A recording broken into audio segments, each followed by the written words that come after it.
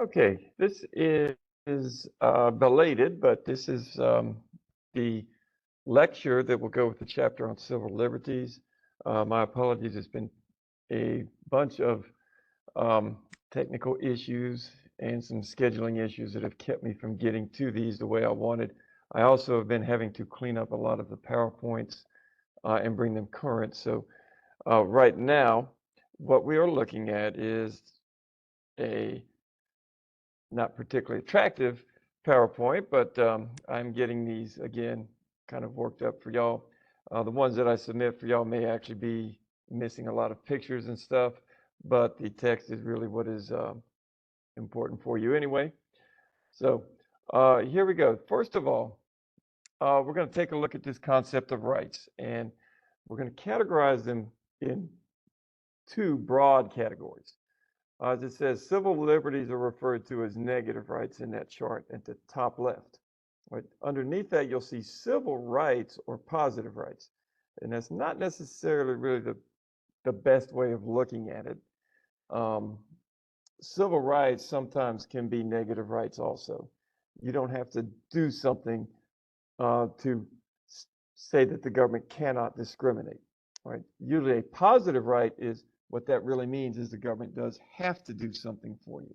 Right? So if we look at negative, it sounds bad because we think of negative as being negative in a bad sense. But in this case, it's not. What it means is it negates the government's power to do something, as in Congress shall make no law to ... abridge free speech. It negates Congress's ability to pass laws that infringe on that right. So it's not bad negative, it is negative as in it negates the power. The positive rights are ones that you have to give someone something, right? In the federal Constitution, really there is very few of those, even in the amendments. You will see in all criminal prosecutions, the accused shall enjoy the right to a speedy and public trial. Right. In that case, that is something the government does definitely have to provide for you. There's no way you can arrest people and classify them as criminals without a courthouse or something that functions like that. But having a judge, having a jury, and going through the process of a trial. So that is something you do have to provide for those people.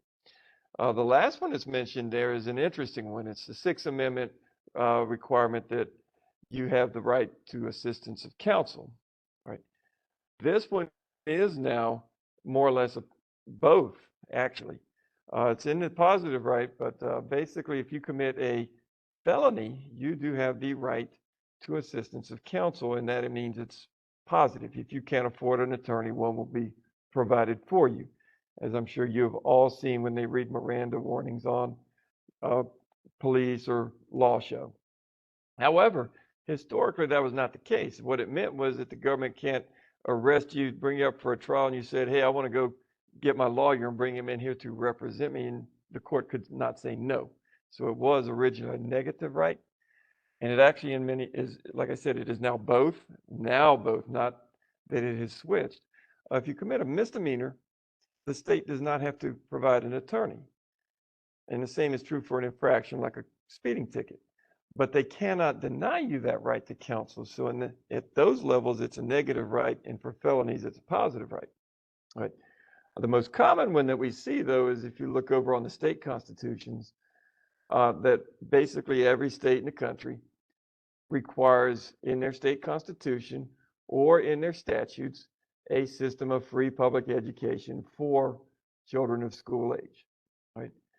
And that means you have to provide something. One of the big differences is if you look at it, it does not cost the government anything to not violate your free speech, right? In fact, quite the other, saves money. You create a law, you have to hire people to go arrest people who break it. So you don't need as much law enforcement or prisons or whatever for a negative right.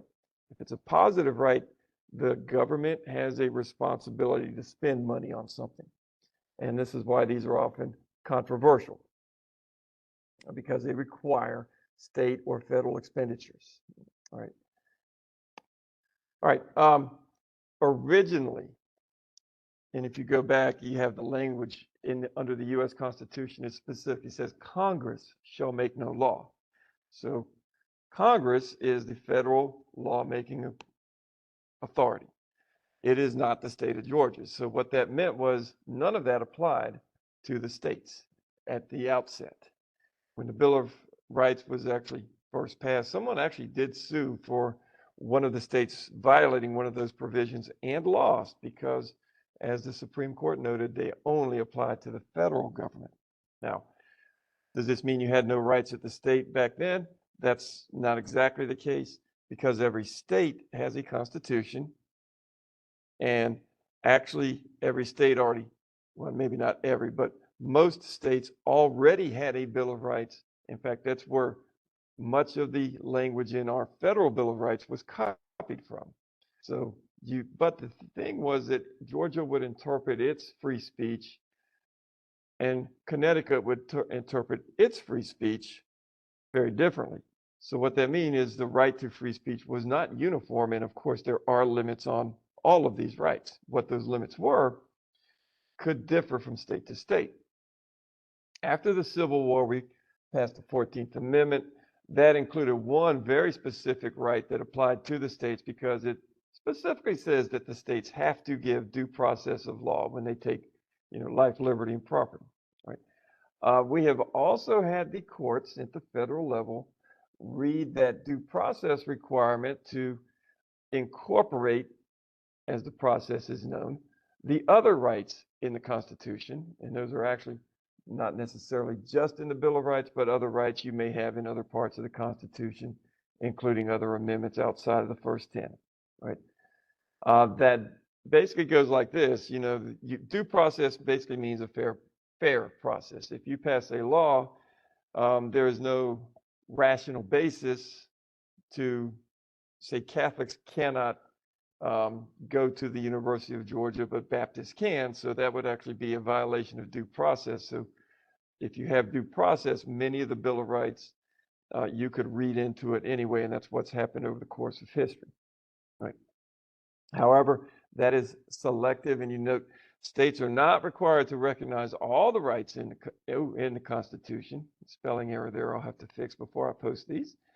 The next one is the way it applies to the states may be different than the way it applies to the federal government. So it requires you to have a jury of your peers, for example.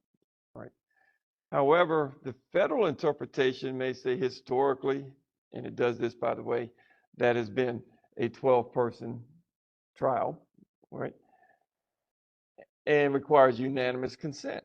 However, the requirement is really that you get just a fair trial. So 12 is not necessarily a government restriction for the states because they're particularly in lawsuits, not so much criminal trials, but a state is allowed to have only 9, and it may not even for a civil trial have to be unanimous. It does for criminal trials, but in a civil trial, say you have 9 majority rules, so 5 people, think the defendant should not be liable, they don't pay anything. Right. Right. All right, First Amendment. Basically, this contains most of our core freedoms that we think of, and probably the ones that first come to most people's minds. I polled a class, and there was quite a few who thought of the right to bear arms. Right, the vast majority picked ones out of the First Amendment, and those are freedom of religion, freedom of speech, freedom of press, right to assemble, and a right to seek a redress of grievances from your government or representatives. Right. All right. The First Amendment contains freedom of speech, right? Freedom of press. Those we look at kind of similarly, they're related because one is more or less verbal when we think of speech. Press is printed. A lot of the cases that we'll look at, like if you do a search for free press cases, or free speech cases, you'll get a lot of the same cases. So a lot of the rules for one kind of apply to the other. Now, the first one, though, is freedom of religion. And this, you need to note that there are 2 separate and distinct clauses. Right? Most people get this right on the quiz for the chapter when they have to write that one answer in, but then they forget about that distinction when they look at the final exam. All right. And you will definitely need to know this on the final exam. All right. Establishment clause means you cannot establish a church. Free exercise means you can't deny someone the free exercise of their religion. So they are pretty much self-explanatory. Like most things in government, that language means when it's pretty much what it says. Right? However, what an establishment to one person might mean is just literally going out and saying, okay, the official Church of America is created and everybody has to go to it, or maybe even they don't have to go to it, but maybe state funds are supported. We've actually gone a little bit farther in separating church and state, and for good reason. When you establish a church, what we found is that if you go to England, for example, you have pretty much an absolute right to free exercise, right, that parallels our own. But they do have an established church. That's why it's called the Church of England, or the Latinized form of England is Anglo or Anglican, the Anglican Church. So you don't necessarily deny free exercise because you have an established church. However, this also kind of combines with our other rights. So you have the right to free speech. That means saying things to support a position. We often look at money and the expenditure of it as a form of expression and therefore speech. So if you're paying taxes, it goes to support a particular church. We've kind of looked at that as a separation of religion clause or ideal violation, but it's partly linked to your freedom of, you spend your money as an expression, and therefore that's also, related to free speech. Although when you look at the cases, it's always the establishment clause that is invoked.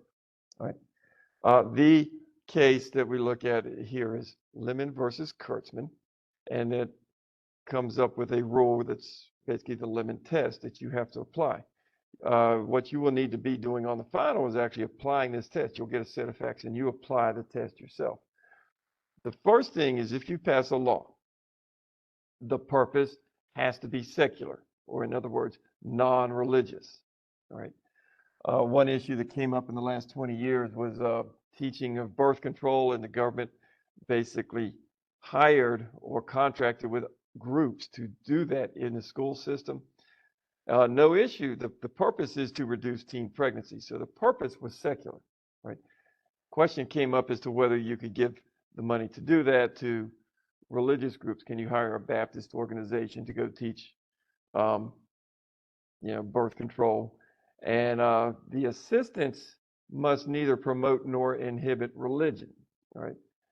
And then that one is maybe a little bit more, at issue in that case.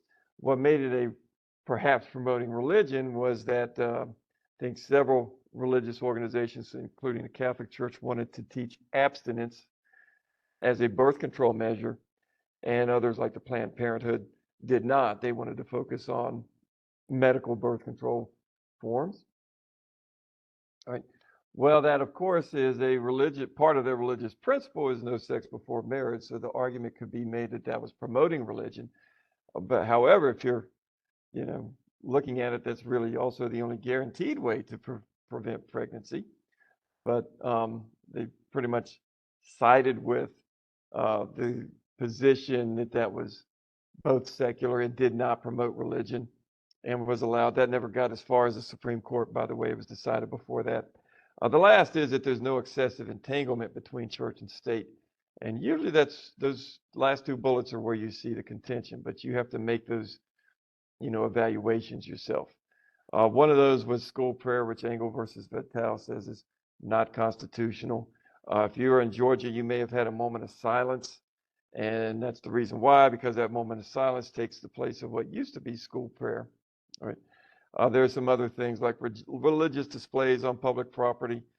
Do you put a statute like the Supreme Court of Alabama did? It's got a huge statue with a pedestal and the Ten Commandments at the top. That's probably entangling you with religion too much. if you've got like a mosaic across the wall, and you've got the, 10 Commandments on it, and you also have the Magna Carta and, a bunch of other secular laws, and the purpose is to display the history of how we got to our legal system today. That's not necessarily entangling us. So, you know, it is not something that is clear cut. It's not like you can't display religious things. It's that you have to put them in the context of whether it's promoting religion or serves another purpose. All right. Free exercise clause. Belief is protected, like it said, and you have an absolute right to that. You can literally believe anything you want as far as religion. And if you think about it, there's no way that could be regulated anyway. Right? Actions, though, are where we have the problem. Right? Um, when you look at this, this is something that's subject to something called strict scrutiny in course. And what that means is that if you single out a religion or religion in general and restrict their actions, you have to have a compelling, in other words, an extremely important government interest, right? And you have to narrowly tailor the law. In other words, there's no way you could do that that would infringe on someone's religious practices less. Now, take this with a bit of, that grain of salt because in some cases they've applied strict scrutiny, in others they have not. All right. So it is one of those things. It's not so much that they're hypocritical. What it is that the law has been changing and the pendulum has been swinging back and forth between greater freedom for the religious practice and less. And also keep in mind that there's three players. One of these is the federal government. The other is the person whose right is being infringed, but because of incorporation, also the state governments and their right to regulate the general behavior of the people is the police power. That is greater than the feds. So they may not have strict scrutiny applied to them, and the feds do. So what we have is a, mix of things right now, which will have to take probably a couple of decades to really settle out. All right. And by the time we do that, the pendulum might start swinging the other way. All right. All right. Hobby Lobby was basically a case that came up 2013, involved the Affordable Care Act, which required the employers who provided health care under that act to their employees to get policies, and those policies by the federal law had to contain certain things.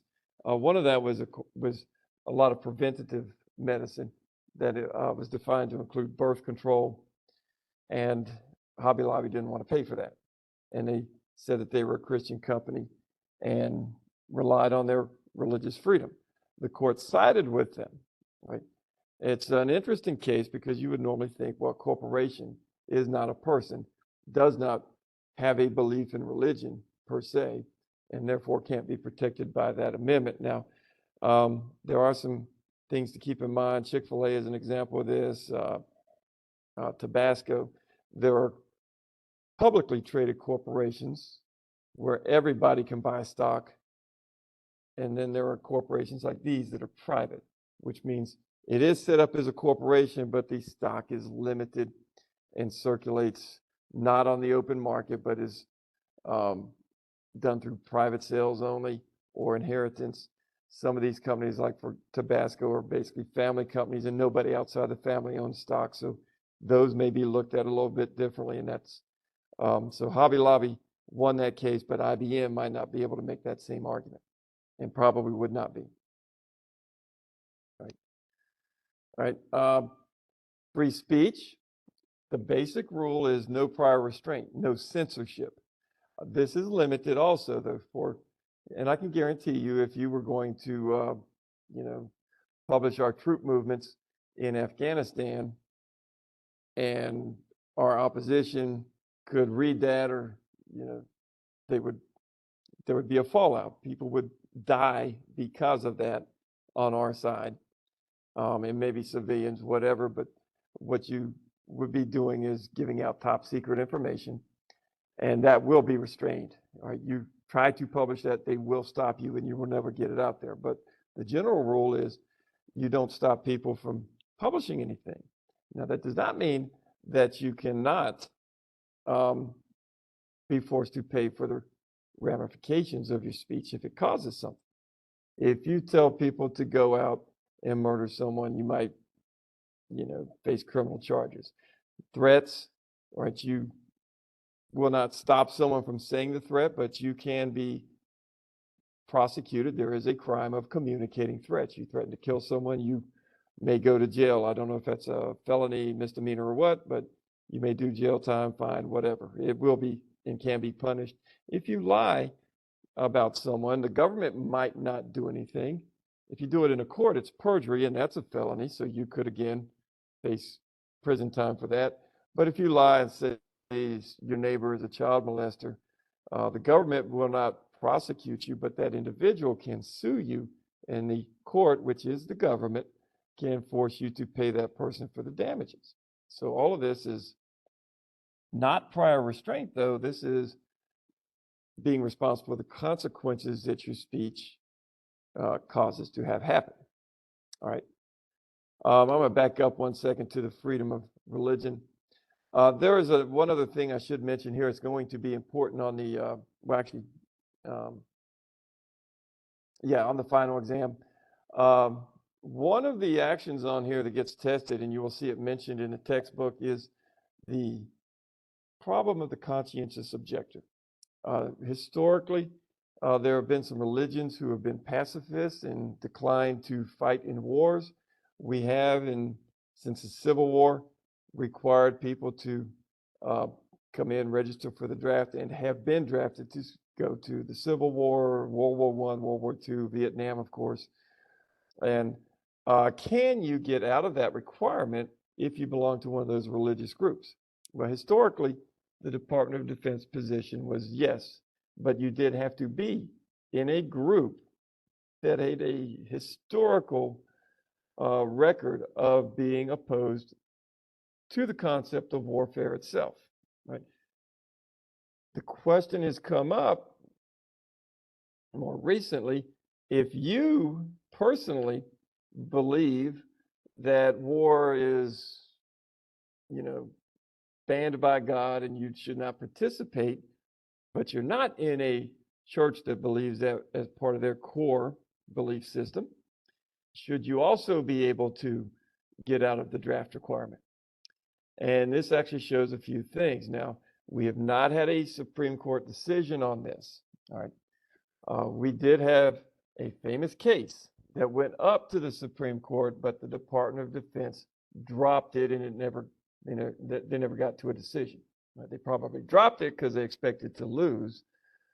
But keep in mind, that was a Supreme Court in the 60s, and the Supreme Court now might give you a different result than that one would have. Right? They probably dropped it for that reason, so there was no rule like that on record, and expected things to maybe shift, right, in their favor at some point. But basically, what the rule is now is that if you, as an individual, say you're a Baptist, and the Baptist churches, most Baptist churches do not oppose the concept of war, but they do say that you're supposed to read and interpret the Bible yourself. So if you read the Bible, interpret yourself to mean that thou shalt not kill means in any circumstance, that's your belief, and you don't have to serve, right? The case that came up was Muhammad Ali. In his case, he joined the Nation of Islam. His name was Cassius Clay, changed it to Muhammad Ali.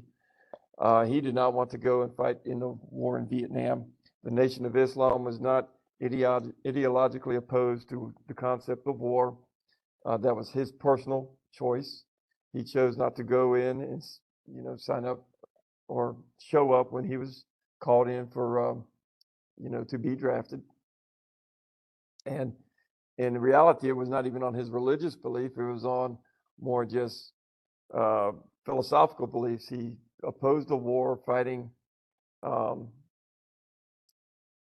think his terms was, why was he going to fight the yellow man as a black man when the white man's not giving him his rights? And the people in Vietnam have done nothing to him or to members of his race specifically. So, that could be part of his religious beliefs. I think he classified it as stuff, but if you look at it, it's not purely religious. They actually stripped him of his titles, and he was banned from boxing for a couple of years. Again, he was sued, and it went up to the Supreme Court, and the Department of Defense gave in. Their current policy is the individual can, regardless of what their church's belief is, have the belief that allows them to get that exemption. Again, that can change. This is an important distinction. That is an executive decision. Department of Defense is part of the executive branch of government. It is not a court case. And the concept behind it, if you think about it, does make a lot of sense though. Who has the freedom of religion? Is it the church or is it the individual? And most people would say primarily it is the individual that has the right, all the rights that we have essentially, right? You would say that the church probably has freedom of religion protections too, but it is an individual right. That's, if you go back up to the very first part, that's the way they describe civil liberties. They are individual rights. So that, of course, does make sense. All right. Some speech that can be regulated and punished. Clear and present danger test. This goes all the way back to World War I. It also involved the draft with someone, Schenck, basically running a publication. He was a socialist and opposed to war and told people not to sign up for the draft. The clear and present danger was if you get people to not sign up for the draft or show up for the draft, then you don't have an army and you lose, right? But basically the analogy that the justice that wrote this, Oliver Wendell Holmes, said was that basically you can't shout fire in a crowded theater. If you do that, of course, everybody rushes for the door. 1,000 people going through one door, someone is probably going to get trampled and hurt. All right, so your speech itself is causing that threat if there's no fire. All right, you do have 1925 again. That's just a case that brings incorporation to the states. Brandenburg expands that right to political speech, though. Right, the speech is going to be going through a test. And that test has two parts. Is the speech directed to, inciting, or producing imminent lawless action? Right. If you look at Schenck, this might be a different. Are you directing the speech towards lawless action? The answer would be yes. You're telling people to violate the law and not show up for the draft. But notice it doesn't say or, it says and. So you meet that threshold, but you also have to say, is the speech likely to incite or produce that action? In this case, if you look at the date, it was 1919. It came up after the war was over and the draft was over. So it actually, if you look at it, we had plenty of people in the military. So this probably would result in voiding his conviction because you got the first part, it's directed toward inciting lawless action, but you don't have the second part. Right. A lot of people will make the connection. This looks like it relates to the January 6th stuff where Trump is being accused of inciting the riots. Did he have language that was directed to inciting or producing imminent lawless action? He did say a lot of phrases about going up, protesting, shutting down the Electoral College. And it, in fact, did happen. Now, just because it happened is you got to look at the first part a little bit more. We use those phrases like that, shutting something down or something of that nature all the time. And we allow a lot of symbolic speech, and some of it's can be very strong. Did he mean shut them down by, holding such a protest where forces public opinion or something, or did he mean what happens, shut them down by going in and tearing up the Capitol building? And that makes it a much harder case. My guess would be if this was brought, not an impeachment, but in a federal courtroom, most of the cases that have had something like that resulted in an acquittal, not a conviction. Right? Doesn't mean he's not responsible for the actions. If you believe that way, it just means it's not a legal threshold. because of our freedom of speech protections. Right? It does say the U.S. is one of the only countries that protects hateful speech, what we classify as hate speech. That's true. Many states, if including here in the United States, by the way, in that context, states means nations, but our states in the U.S., as well as states in the sense of nations, oftentimes do have laws for some limitations on hate speech. Harassment in the workplace, you can't do that in, you know, state or federal employment for that matter. That has something that is a measurable result. What we're talking about is like some KKK member goes out, gives a speech in public promoting white, what do they call it? White superiority, whatever. But that's protected. Now, in that case, people don't like the speech. Is there a specific outcome of that comes from that speech? Not necessarily. Keep in mind that the purpose of the First Amendment, it would be stupid if we said the First Amendment is there to protect speech everybody agrees with or that everybody is fine with. The purpose of having free speech is to protect speech that is unpopular. All right.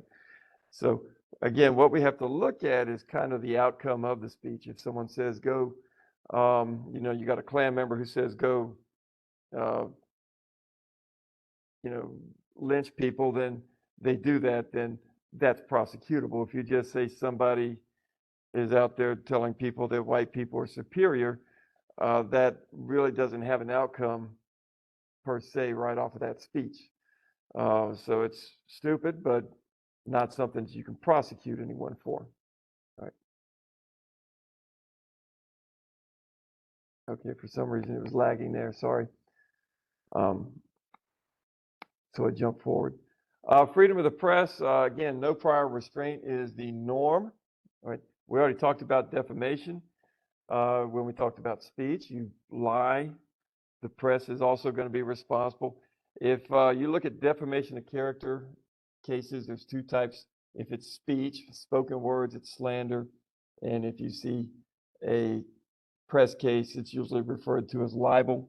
Students are singled out because this is a good example. If you run a school newspaper, whether it's high school or college, you will have a faculty member who oversees, although it's going to have the journalists, the reporters, if you will, the editors, those are going to be students, right?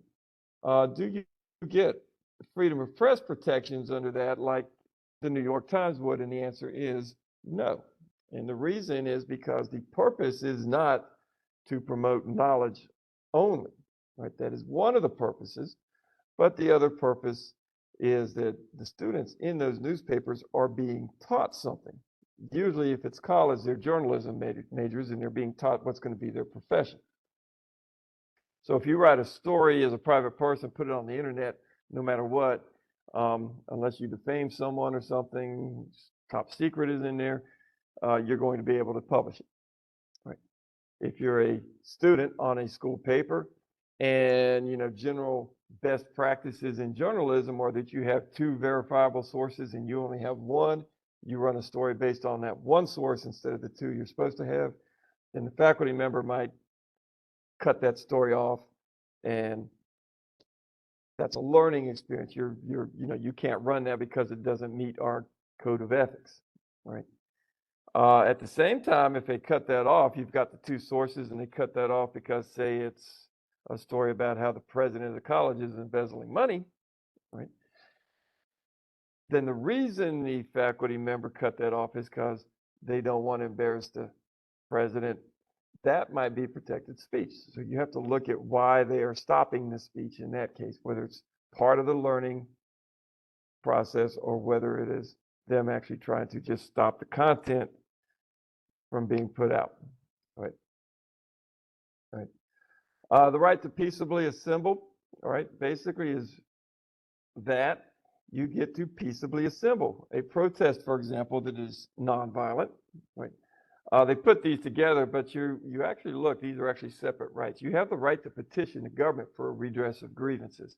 When you protest, that is probably what you're doing. You're wanting the government to pass, revoke a law, change something. Right? However, it's broader than that. That also means you have the right to, go to your representative, maybe in person, maybe through letter, email these days, whatever. But you get the right to approach your representatives in the government and ask them a redress of grievances, means for them to answer when you have a grievance and give you a response. All right. As it says, it's often threatened in times of crisis, and that's true for all of the rights that you have, truly. Right. Second Amendment, the language is different. It's not in the core freedoms, and this is one of the reasons why it raises some doubt as to its purpose. The other is that it is the only amendment with a preamble. In other words, all that stuff before the comma is not saying something about the right itself, saying that you have a right. It is some information that pertains to the right that they're describing in the next clause. A well-regulated militia being necessary for the security of a free people, then the right of the people to keep and bear arms shall not be infringed. What that leads to is a debate over whether this is an individual right or whether this is the people's collective right. Right? I.e., this, in our sense, the state has a right to keep the militia. Despite what both sides say, there is nothing that absolutely tells you one way or the other. The founding fathers did not get up there and say, this is what we mean by it, that you individually have a right to bear arms. In fact, you will find that they had the same debate that we do, and that they were not in agreement on that either. All right. But you can look at that word people. Most of our rights will say something along those lines, and we usually read those as individual. But if you look, they also use people when they talk about collective, the right of the people to have a representative government, the right of the people to vote. Those are collective. So just that word alone doesn't really necessarily give us much guidance either. What we do have is the Supreme Court and their interpretations. The first federal regulations started to come out in the 1930s, and that was primarily because we had technological changes, mostly tied to a specific event. If you know about the St. Valentine's Day massacre that was conducted with Tommy guns or a submachine gun. And, of course, basically, if you were in the Army in 1775, you would have a musket, and that's what you would have in your house. There was nobody really had something like a machine gun that they could use up until recent times. Right? DC versus Heller. DC, if you remember from reading the Constitution, the Congress gets to make the laws for that, so it's not a state. It's under federal control, and they had a very strict gun possession and licensing scheme that basically virtually meant it was almost impossible for a person to buy a gun and keep it legally. Although that was struck down, so the Supreme Court did in the 90s rule that you have an individual right to keep an arm. Right? McDonald versus Chicago.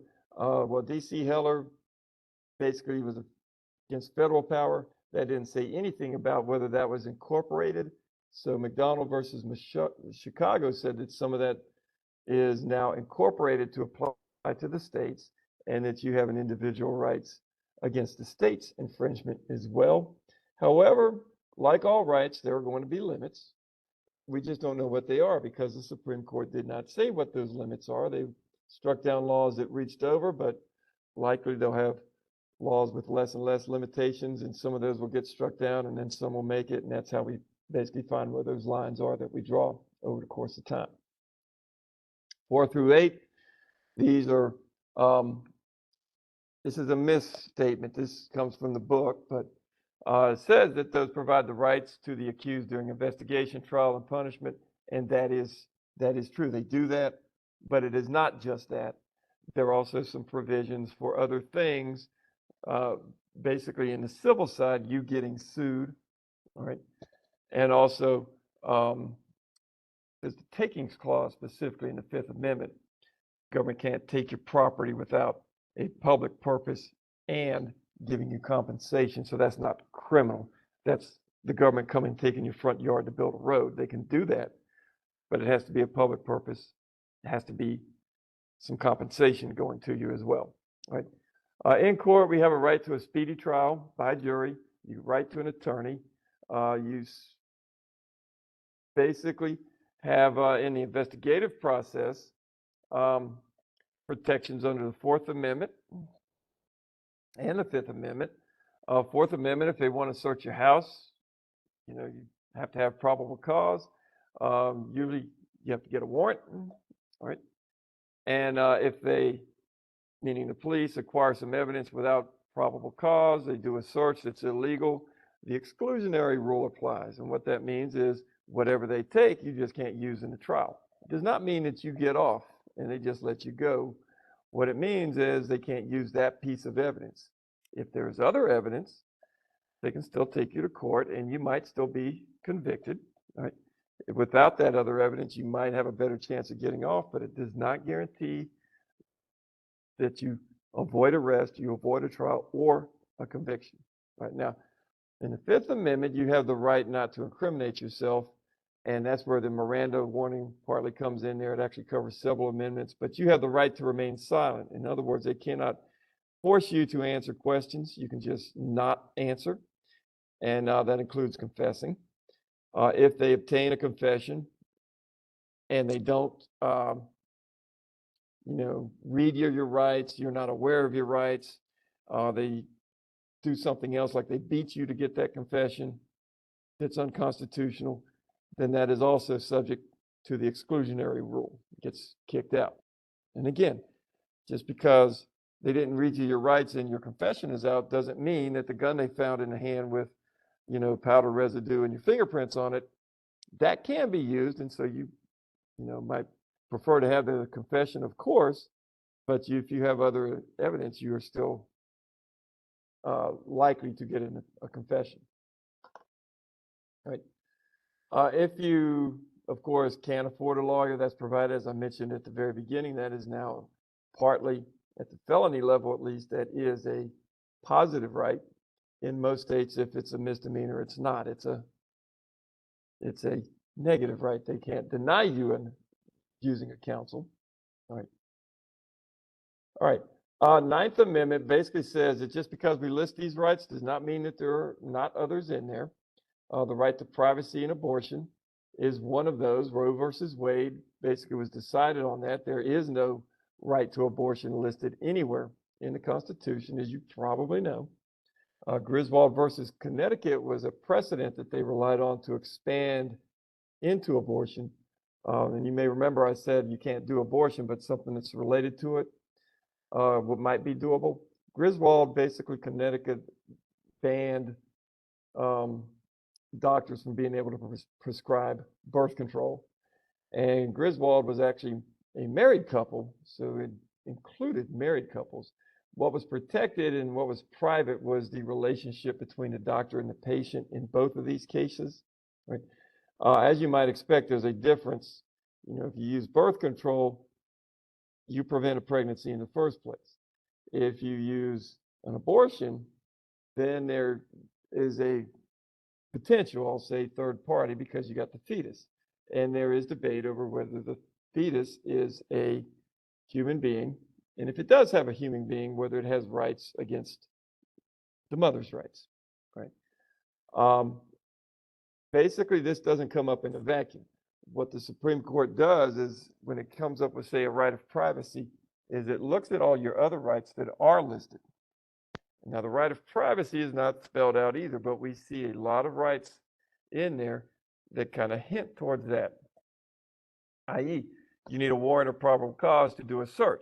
Government can't, you have a right of privacy in your house and your property.